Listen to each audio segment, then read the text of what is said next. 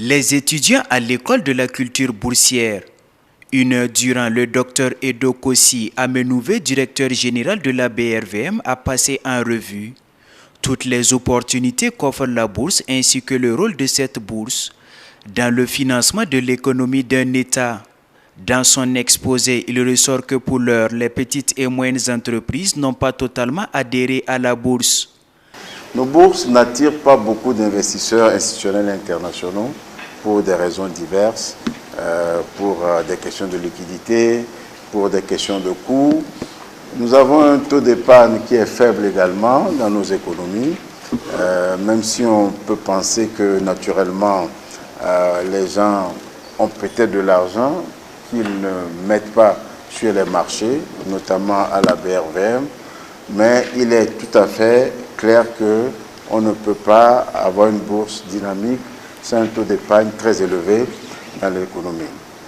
Avant d'inviter les étudiants, potentiels futurs entrepreneurs, à innover afin de redynamiser le marché de la bourse en Afrique.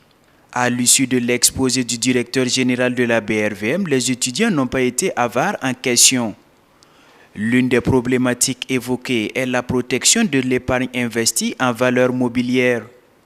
En tant qu'apprenant au niveau des différentes écoles professionnelles, il était tout à fait indiqué que nous venons ici apprendre, encore renforcer pour certains, les notions en termes de bourse et comment investir en bourse. L'argent, c'est le nerf de la guerre. Alors, qui veut se développer aujourd'hui doit nécessairement mobiliser les capitaux pour pouvoir apporter le développement tant recherché par les populations dans nos États.